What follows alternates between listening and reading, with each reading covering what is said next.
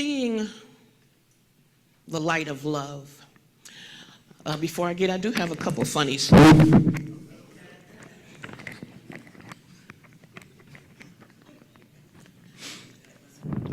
This is called the child's point of view. Are we okay? What? I turned that off. The story, this is the child's point of view. The story of Adam and Eve was being carefully explained in Sunday school. Following the lesson, the teacher walked around and asked the kids to draw a picture relating to the story of Adam and Eve. And she was bewildered by one little boy's drawing. It was a car with a man in the driver's seat and then a man and a woman in the back seat. And the teacher asked, what does this picture have to do about the story of Adam and Eve? And he said, the way that Adam and Eve acted up in the garden, God is driving them out of the Garden of Eden. And then this one says, a new business was opening, and one of the owner's friends wanted to send flowers for the occasion. The flowers arrived at the new business site. The owner read the card, and the card read, rest in peace. The owner was angry and called the florist to complain. After he told the florist the obvious mistake and how angry he was, the florist replied, sir, I'm really sorry for the mistake, but rather than get angry, imagine somewhere there is a funeral taking place and they have flowers and the note says, congratulations on your new location.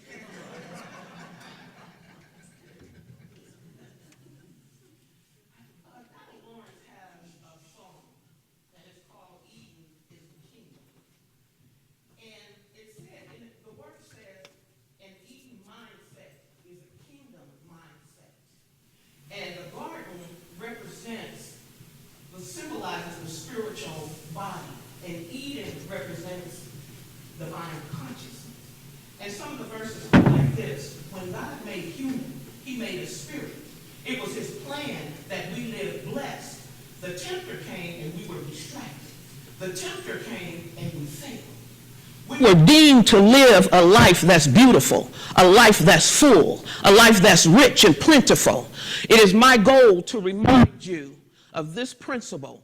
We're redeemed, a newborn soul. And he says, let's get back to Eden, live on top of the world.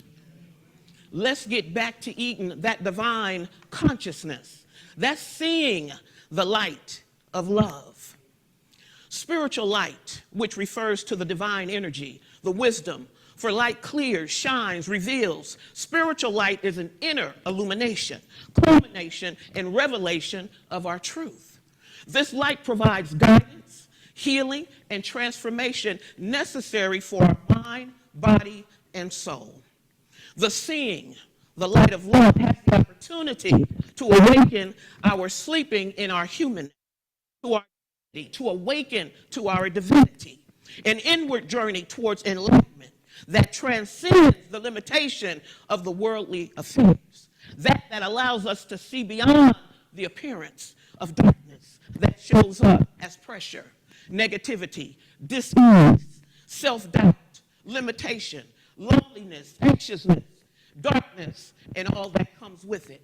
Every idea and thought, remember, what is seen and experienced is created from the inside. Our outward circumstances are a reflection of our beliefs, our fears, our doubts, our worries. But before we can change our circumstance, we must change ourselves. We must see the light of love. Mark 11:23.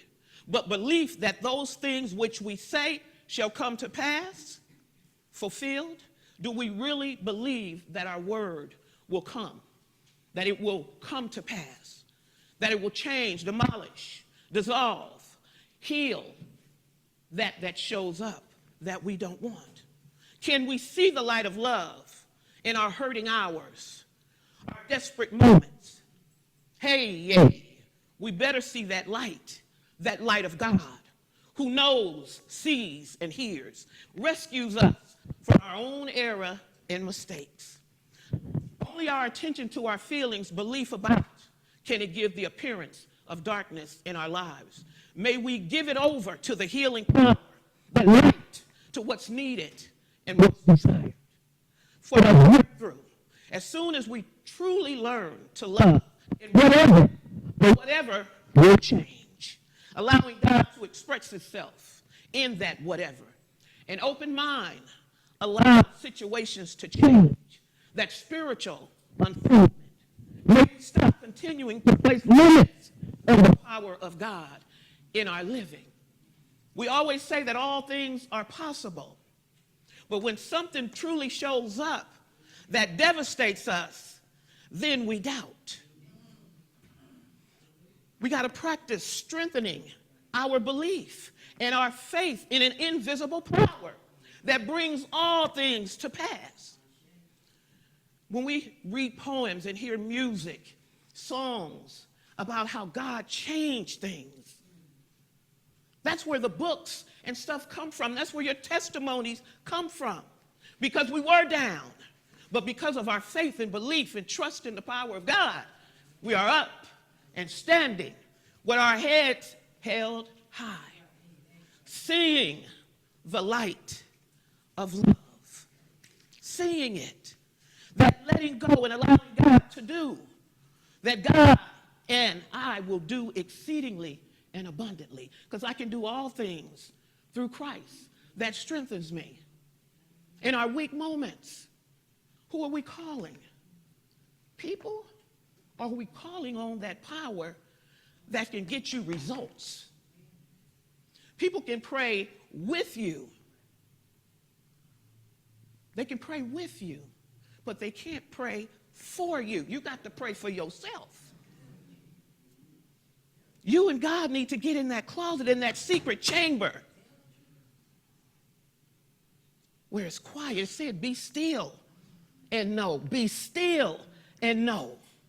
You ain't got to run around telling everybody, because then you're making it bigger than what it is. Every time we speak on our worries, our fears, our doubts, we are making them bigger. Lord, take this from me. Give it over to God. And don't look back. Move forward. In it. Walk in it. Seeing the light of love.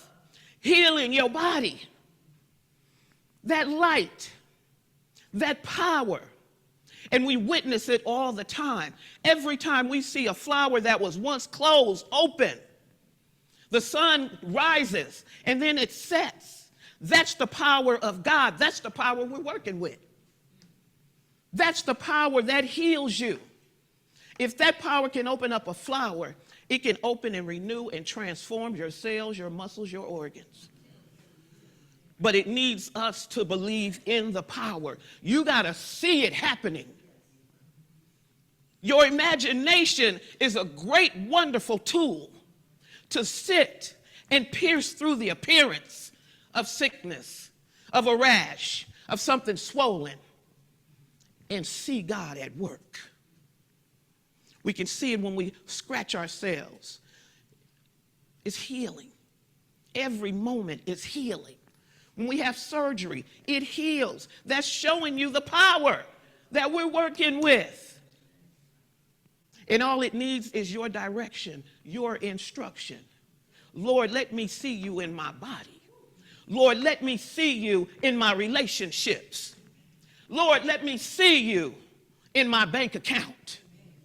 Because we're talking about a limitless God, inexhaustible.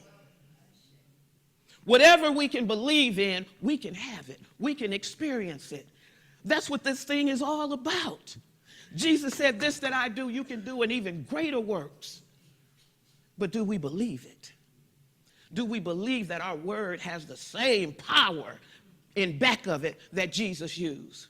That those that we marvel at, your Dr. Ronnie's, you marvel at him, but he's using the same power, and he tells us that we can use it too. The power that heals. God can do anything. I went to the daughter not too long ago, and when I put my glasses, I couldn't see that clear. And I immediately got a little upset, and I wanted to blame the eye doctor. But then I was sitting there, and I said, Lord, I said, my eyes, they know what I need. How come I can't see? And God said, you need to clean your lenses.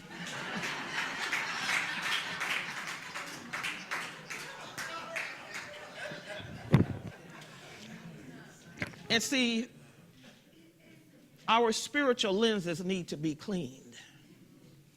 When we look at a circumstance, when we look at people, we need to see them as God sees them. Not depict them just because of the way that they're dressed or their hair. We need to see the light of love in everything that we do.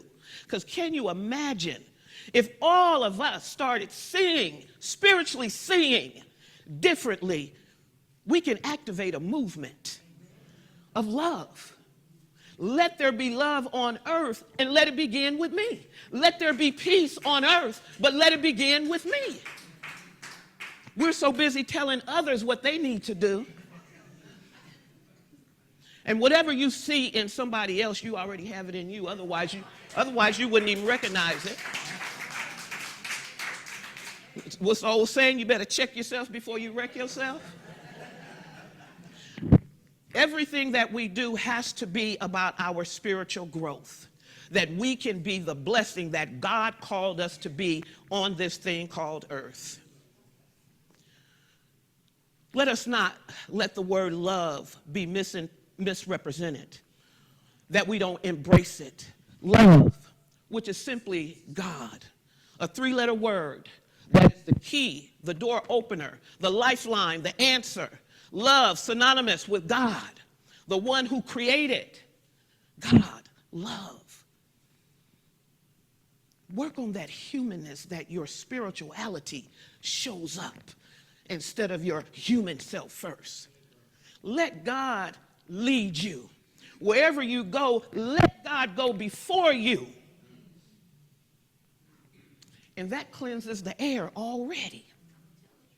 And then you don't walk in full of judgment and criticism because God went before you.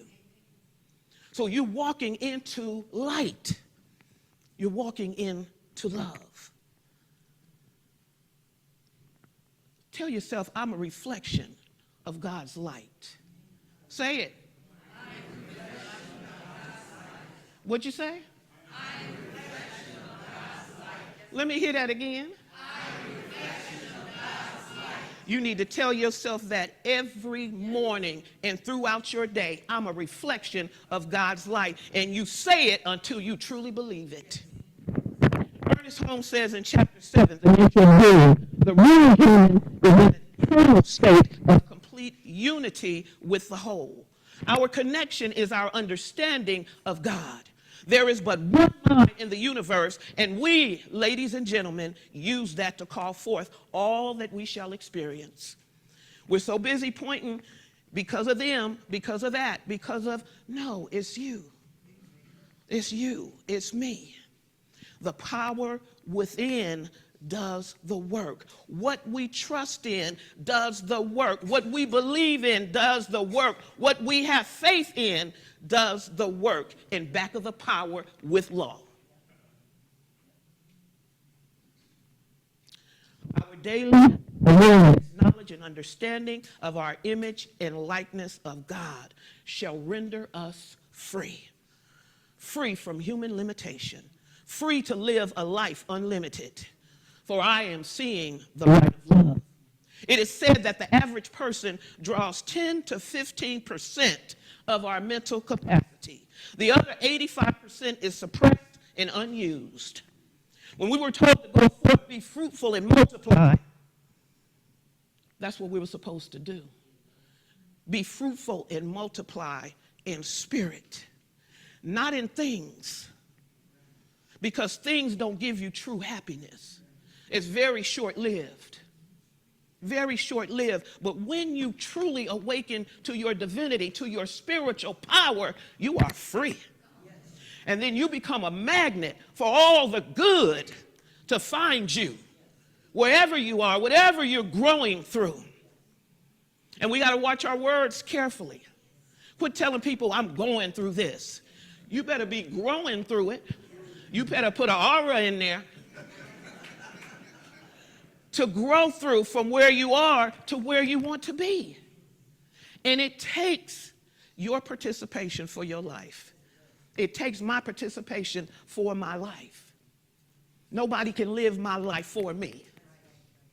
We have to live it for ourselves. And this teaching is so simple that we make it difficult. And all it's asking us is to be mindful of what you're holding in your consciousness.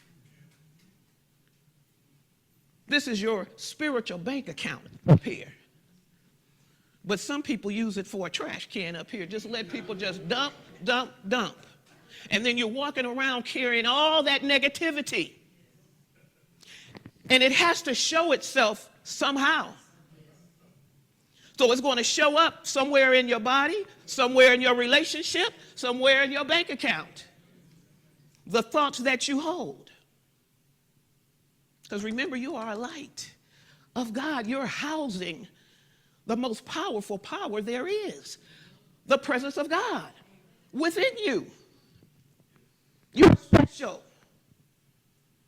God needs you. That's why he woke you up this morning. God said, I have need of you.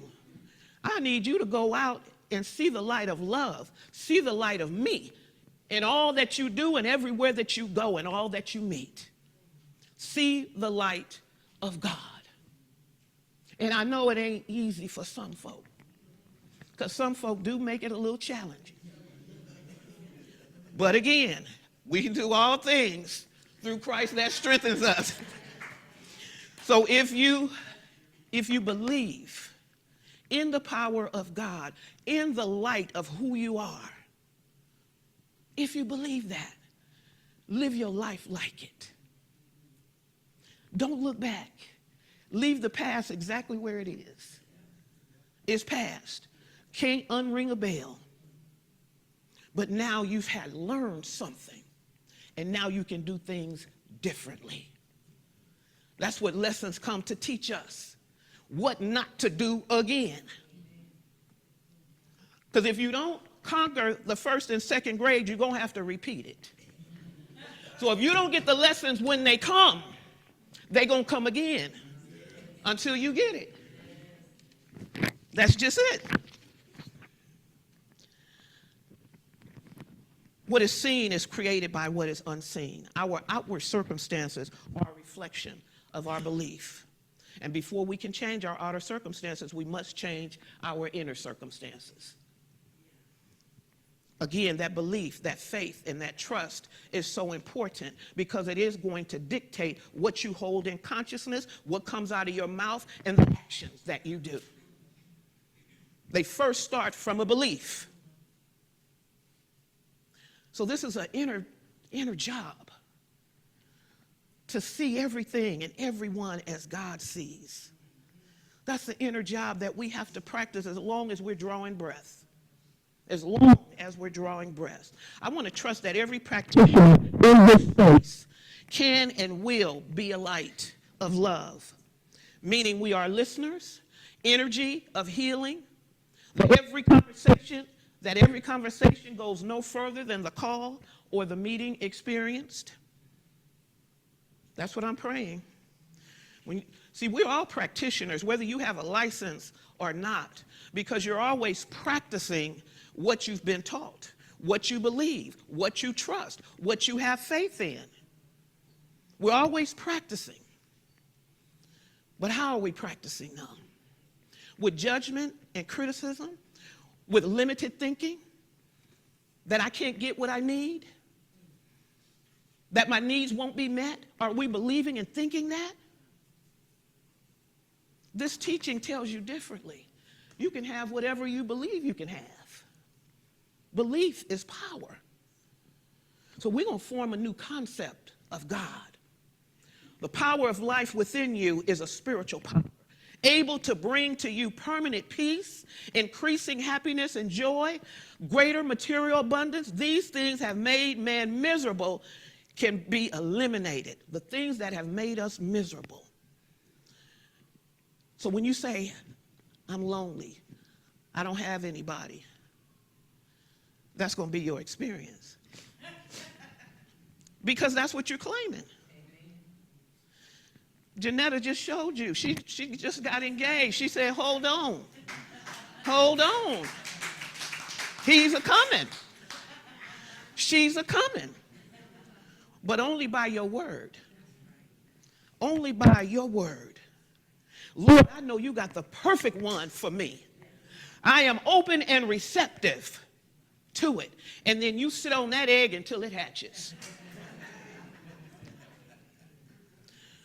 Today, we're going to rely on our inner power to work with us in creating the kind of life that we deeply desire. I know that within myself, I can find the guidance I seek and the strength I need with love in my heart, knowing I am unbound and unlimited. I accept myself as a joy-filled, healthy, strong, successful person right here and now. Can you imagine if you just talk to yourself every day like that? It will move all the barriers.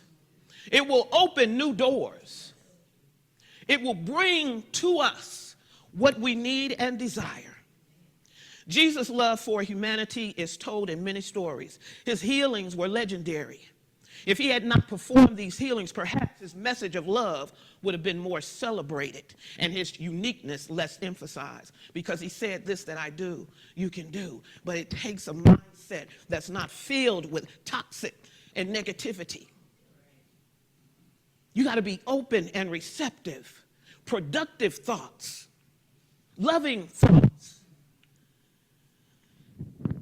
His accomplishments, even though Jesus said we can do greater works than these, he could not leave those he saw suffering in their error states. He called on them to activate their faith because the work is done in us, not to us or for us. It's done in us. In love, our Creator made us in the perfect image and the perfect pattern that it is. It is unthinkable that God would harm us or be indifferent to misery. We can do all that Jesus did when we have the consciousness he had. We must expand our consciousness. We are not limited by physical laws. We can learn to apply the physical laws while accepting divine possibilities. Let your light shine before others so that they may see your good works and give glory to your Father in heaven. And that's in Matthew 5:16. I want to read you this. It says, thank you, Lord. It says, being happy does not mean you have it all. It means being thankful to the Lord for all you have.